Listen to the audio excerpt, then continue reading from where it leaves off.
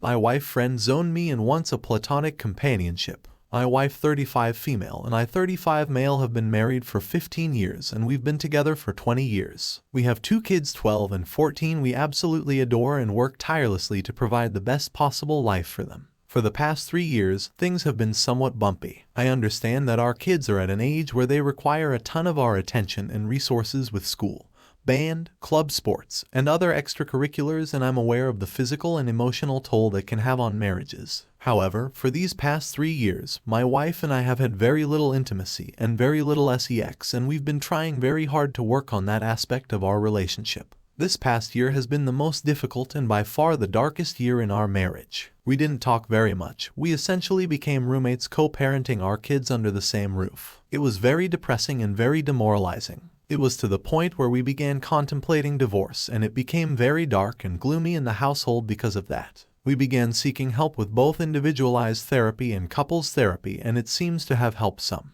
Little by little we started to get along and started to have deeper conversations about what our marriage looks like and what we would love for it to look like. This is where it gets tough. As time passed, my wife started to tell me she no longer was in love with me and that she only saw me as a best friend, that she only loved me in a very platonic way. And this was one of the main reasons she didn't have any desire for intimacy, and let alone sex. This was very shocking to me and quite frankly, I was devastated. I became angry and depressed and I couldn't fathom the thought that I was no longer wanted or desired by the person I felt completely in love with. Things began to deteriorate again and not long after, we were back to square one. I sat down with her one afternoon and had a heart-to-heart and began to ask questions about where the root of this problem lies. And her answer was, I don't know, and that I have built up resentment towards you, but I don't know where it stems from. As you can imagine, this provides very little to no insight into how to approach this. I'm puzzled, I'm frustrated, and I do not know what to do at this point. Currently, we've arrived at a place where she says that she has no sex drive and no desire for intimacy or connection. She says that all she wants is simply companionship, which basically means our co-parenting roommate dynamic. I asked her what I could possibly do or what is it about me that is so unattractive or undesirable, and her response is always, I don't know. She stated that she does love me but it's not the same, that she has been feeling disconnected for years and that our marriage just takes up too much work. Her focus is only the children for now and that my co-parenting contributions are meaningful to her in our home.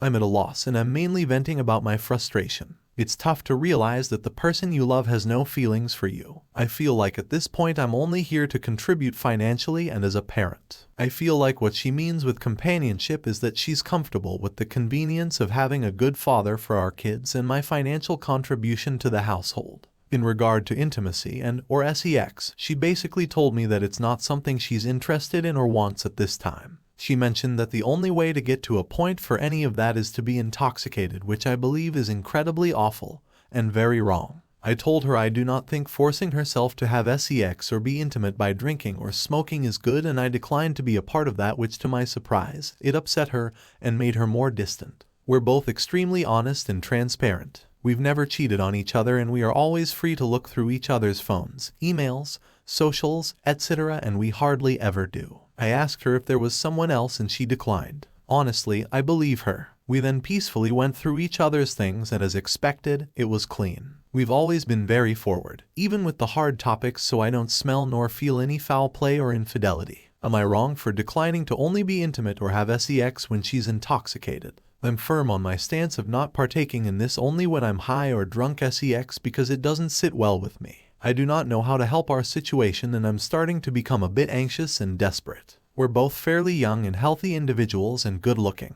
We both have good standing careers and are good parents. I'm just not sure how our lives could have driven us to this point. I'd love some outside perspective on this matter and some insight on how to address something like this. It feels so awful to be unwanted and undesired by my own spouse. I hate it. Update: I wanted to give you guys an update of how the therapy session with my wife went this week. Not sure if this is helpful or not, but I took many of the responses from my initial post and put together some things I wanted to discuss with our couples therapist to help us navigate some of the core issues that may be affecting this situation. One of the main things that is the buzzword of this has been the term resentment, and it has been really eating me up inside knowing my wife keeps telling me she doesn't know why she's resentful or doesn't know why this is affecting her emotionally. mentally. I brought this up with our therapist once again and resurfaced the conversation about being married for so long, 15 years, and being together since we were 14. Our long history of growing up and how having children when she was 19, me 20, significantly changed the trajectory of our lives. We experienced severe poverty and many hardships in the process, and we essentially had zero social life for the past 10 years because we were so busy raising babies, 2 kids now ages 12 and 14. She followed up with tons of questions directly mostly at my wife about her feelings towards this, and 90% of the responses were very our kids focused. It definitely felt like she was afraid of saying yes. It sucked because she would feel guilt or shame because it would imply she regrets the kids. I mentioned this in the session, and the therapist encouraged her to look at this outside of the lens of being a mother and to try to view it a bit more selfishly and individually, and it was very eye-opening. My wife mentioned that she was very frustrated with the fact that we did miss out on many things in life. She also was very clear in saying, I do not think I missed out on other partners or dating or partying, but I certainly lost all my friends. This was huge because one of the big pieces that has caused a strain in our lives is how siloed and isolated we've been. Again, busy raising kids. I followed up by reminding her that it's important to have good friends and to make time for herself and her friendships. For the past 3+ years, we've had multiple conversations about friends and how it is important to have them in life, especially when you have similar peers that can help in many areas of life that perhaps we have no experience navigating, and even simply for enjoyment. It has always been something my wife avoids, even though she's always been someone who needs that external stimuli. The main reason for her not investing in friends or even herself has always been the kids. Like I mentioned earlier in this post, 90% of the answers have to relate to the kids to some degree. At this point in our session, I started to feel like there was a common denominator, the kids, in most of the frustrations and problems she was experiencing. So I simply asked her, do you think you may be upset at me because I'm responsible for these kids in the sense that I got you pregnant so young? I wasn't ready, but she said that she was upset at me for that. She also followed up with the fact that she knows that's unreasonable because it takes 2 to tango. I did feel like it was progress because it kind of gave us something to work on and help alleviate some of these burdens, so we agreed to invest more time in nurturing good friendships both together and individually. Towards the end of the session, we began to discuss what actionable items we would take from this session. At this point, it was still all very ambiguous and blurry as to what the outcomes were. I was very direct and very forward in asking my wife what her plan is moving forward. Note, I had decided prior to the session that should my wife say the same thing about being a co-parenting roommate, that I would take the 180 approach and essentially do me. She started basically saying the same thing, that she doesn't have any desire to be intimate or sexual with me as of now, and that she loves me immensely, and she feels bad for not being there for me as mentioned in my first post. I also brought up the brief swinging that happened, to which for the 50th time said it wasn't a problem. I agree with her on this. This was something that was a mechanical approach for a solution to a problem that was very much inexistent when we tried this. We really have no issue to this. We know it happened. We tried it and mutually stopped and turned the page. I also brought up other life events that may cause resentment, and really we ended up not getting anywhere else as far as the root for resentment, which was discouraging. I then basically expressed to my wife that I will not be okay with that arrangement. I told her that I've really done everything I can and that this issue really has reached a point where it has nothing to do with me or require me to do anything that I'm currently not doing.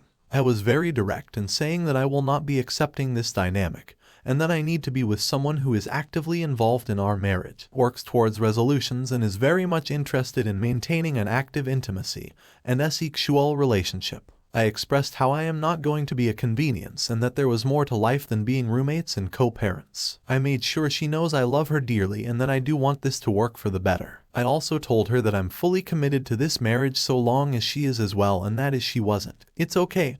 However, I will not be a part of something where these efforts are not reciprocated. I told her I have no plans of leaving, and I do not want a divorce. However, I made it clear that if this dynamic continues, that divorce will be the only outcome. Of course, tears were involved, and it was a very bleak and sad ending to the session. Still nothing was said, and I walked out very discouraged and very determined to start working on the 180 as soon as we left the room. It's painful and very difficult because much of the 180 requires you to be very short and cold and transactional. The saddest part is realizing this dynamic already is very cold and transactional. Here is where it gets very interesting. I started working on implementing many of the 180 recommendations that same day. I mentioned to my wife that, hey, things are going to be a bit different moving forward. I'm going to honor her roommate co-parent dynamic without reproach, and that it should be no mistake that I am not happy here and I am never going to be okay with it, but I am done working on it if she wasn't going to work on it. She agreed and went to bed. I started to build distance and started to basically focus on myself. Very short and transactional. She asked for help on some of her personal things, to which I declined, and it really shocked her. She was upset, saying I was being petulant. I explained to her that she is now fully in charge of her own life and her own issues. We didn't talk all day and we only spoke when necessary. Few days I keep this going and she's very visibly upset and stressed. I typically react to that with gestures of help or nurturing, but I didn't this time. That night she was crying, telling me she's stressed and she thinks something is wrong with me because I'm indifferent. I simply listened. Then I told her that this is the dynamic she proposed and that I'm simply, much like her, taking care of myself and focusing on myself. I'm not going to lie, it has been very hard to be cold and distant because, as I mentioned before, I love her and I wish I could hold her and love her. However, I know this is somewhat manipulative in a way, just to get her way and still keep me in the friend zone. So I've been staying the course. We're now going on a week of this 180, and let's just say there has been many changes on her side. I think she is starting to realize there is more to me than just friends and co-parenting. I sent her a text a few days ago essentially itemizing bills and separating the financial responsibilities 50-50, and she lost her shit. She basically told me it was out of left field, to which I responded, hey, friends go in 50-50 and as your friend I expect nothing less. This was very eye-opening because it gave me a glimpse of I'm really taken for granted and how her level of comfort and convenience at my expense is really overlooked. I pushed through anyways and basically told her that this is the new dynamic she asked for and that it's still a bargain because she would have to be 100% if she was on her own.